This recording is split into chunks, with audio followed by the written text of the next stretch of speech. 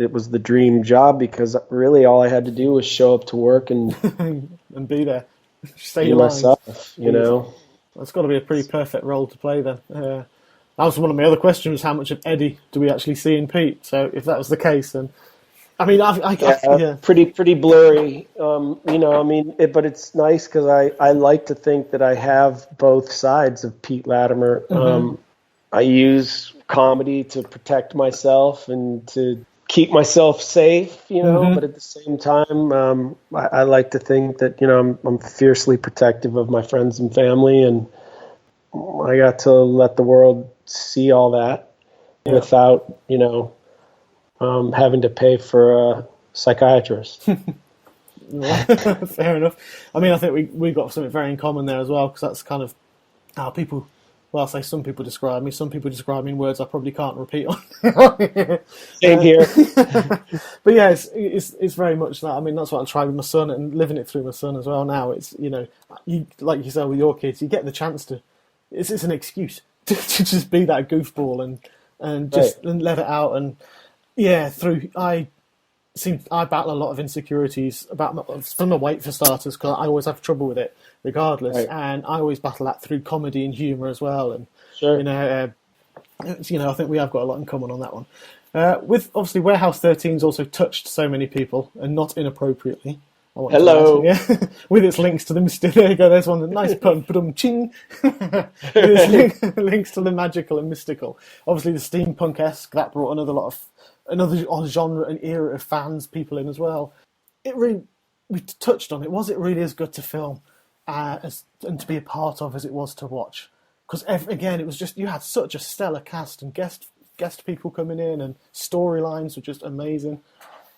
Yeah, it was, you know, because you never knew from week to week who you were going to be, or where you were going to be, or you know, when you were going to be, you know, like, because we traveled in time, and like you said, our guest cast, you know, my mom was a Starfleet captain, and my wife was the hottest Borg in the universe, you know. Very true. I mean, I remember, you know, because I had always had a big crush on Jerry Ryan, and then when they told me she was going to play my wife, I just was like, I mean, I was shocked. Yeah. I mean, truly, like, I told her when I met her, I go, you realize my stud cred just went up like 100 points. And, you know, she's so lovely. And, you know, to work with Brent Spiner. Oh, yeah. And Anthony Stewart Head. And, I mean, the list just went on and on. And I was like a kid in a candy shop, you know. I mean, truly. I mean, you know, Jack Kenny used to say, my boss, the EP, he would make sure that the crew would, if there were any like red buttons or anything that I could push that could cause a catastrophe, to have them covered up with tape before I got on set. Yeah, because, you know, I mean, that's just, I'm fidgety, and that's the way I am. And, what's that? Yeah, exactly. You know, see the missiles start going up. So, yeah, it was the dream job. 5 years of really the best time of my career. Excellent. And you know, like I as an actor, I always wanted to be like, I always wanted to like reach people. I mean, that's the purpose, right? Yeah. And so to be able to like get the response back from the fans that we got, and you know, I never really knew about Comic-Cons and the massive, you know, response that you get from sci-fi fans. I didn't know. And man, I love going to cons. I love meeting people that support the, you know, sci-fi and support me, and it has been a really significant part of my life, you know, to be able to meet little kids that look up at you and go, oh my God, it's Pete Latimer. Because when I was a kid, like Henry Winkler, the Fonz, that was, I remember I wrote a letter, back then you had to actually write. Physically write, yeah. And I remember I got a poster back from a picture, and I never forgot it. and if I can have that effect to like endless wonder, that's what it is, like to this day. I actually met him a few years ago and got to tell him some of the stories about what a huge fan I was. And he had a big smile on his face, and I did too. And if I can even have a small percentage of that and have that effect on people, then I guess I'm doing something right. Brilliant. Talking about Comic Cons, I'll just do an ad hoc one here. If we talked about, obviously, you like Wales, you like the UK. We've got Wales Comic Con coming up in April. They're currently looking around for guests. If you'd like, if you're free. Write your congressman.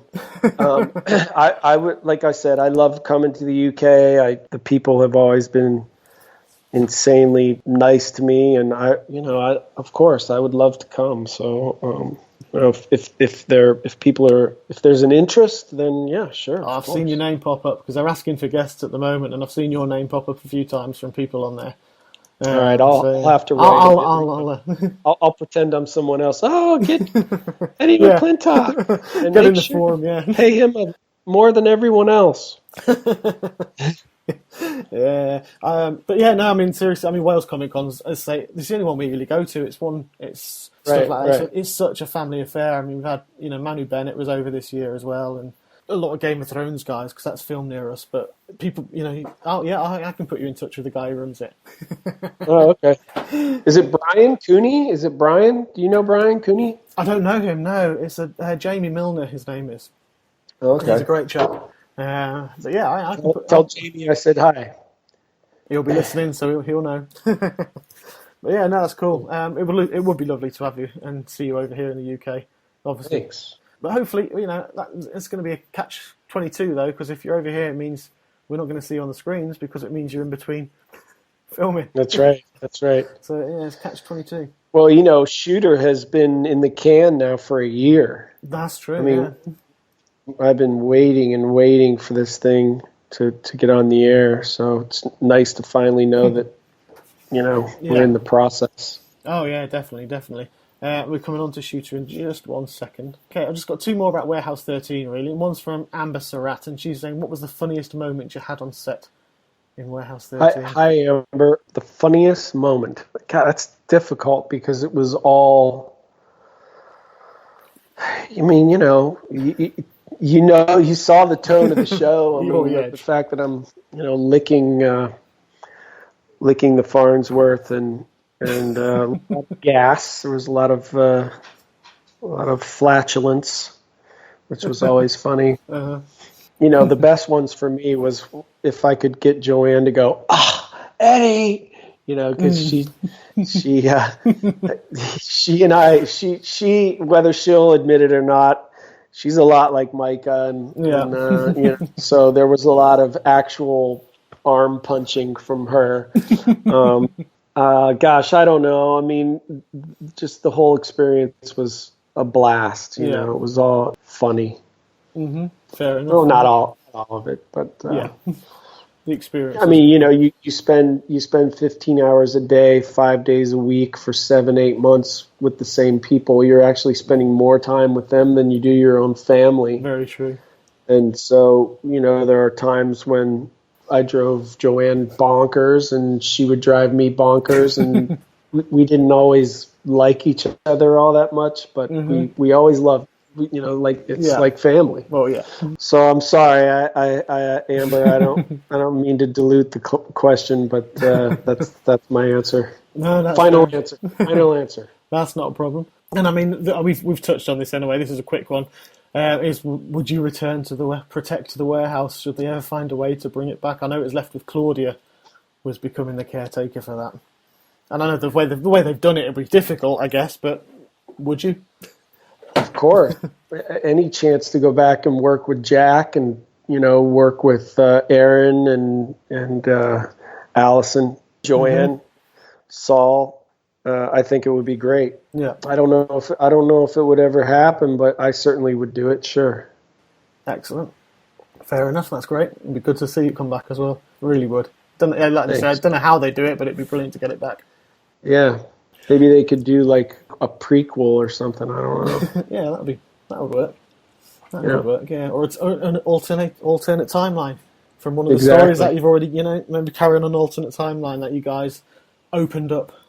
I mean, you pretty much closed them down as well, but there could still be something going on. Well, that's the thing about that show. Point. You could say this happened, and no one could ever say, how could that possibly happen? Exactly. Because anything could happen. There's millions of artifacts here that could have changed it. Exactly. All right, I'll just give a quick shout out as well while I'm on this, before we move to Shooter. I've got some very special friends, Riley Cox and his wife Linda in Colorado. They didn't have a question to ask. They just wanted to say they loved you in Warehouse 13 and are now avidly watching Shooter due to you. Oh, thank you, guys. Riley actually served in Vietnam with the 101st Airborne LRPs in L Company 75th Rangers. And he's actually, my son's middle name's named after him. Yeah, he's a true hero.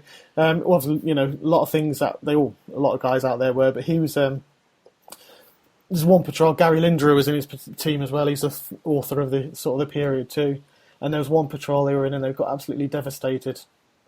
And Riley was one of the last to be medevaced out, but it was because he refused. Apparently, he had when he found him, he was sat there with a shotgun in one hand.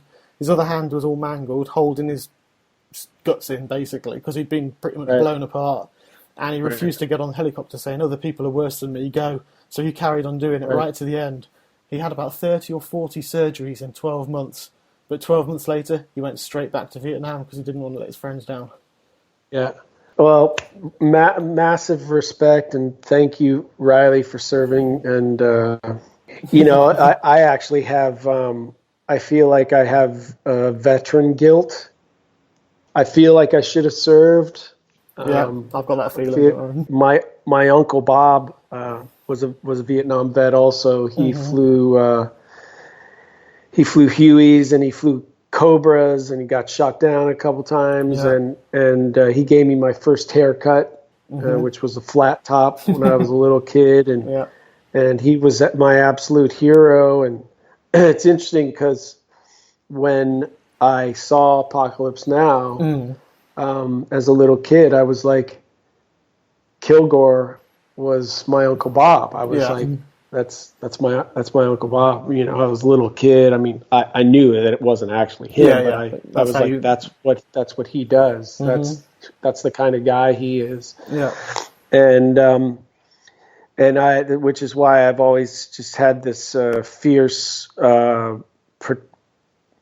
protectivism and respect for our veterans. Yeah. And as I got older, and as my career kind of developed, I always want to give back. And I was like, I thought, what inspires me, and it's the veterans. So I kind of made it my mission to, just reach out to vets, show veterans that, there are those of us out there that care about them and that want to see them succeed and get better and be taken care of. So, God bless you, Riley, and thank you. I can't fault anything you've said there at all. And I know from Huey pilots, from the guys, because I used to run a reenactment group, which is how I got to know them. I used to run it in the UK, and they were so humble when I asked them permission, because I'm not built like a LRP, and that's where my envy comes in. I was never fat, but I am now. But I never was when I was younger. And but I wrote to them and just said, look, I'm not an ex-serviceman, but I'd like to present and obviously go around the country tour and teach people. And they were just so appreciative of it and the help that they gave me. And I know from saying your uncle was a Huey pilot, from talking to those guys, they said they've never met a Huey. Whenever they meet someone who's a Huey pilot, they'll immediately buy them drinks, and the drinks are on the house, because those guys saved their asses so many times. It was unbelievable. Right. And the attrition rate for Huey pilots was, astronomical. It was, very, very difficult to fly out there. With everyone, you had everything and nature against you, as well as the enemy. If you've ever have you ever read the book Chicken Hawk? I haven't. No, it's on my shelf up there.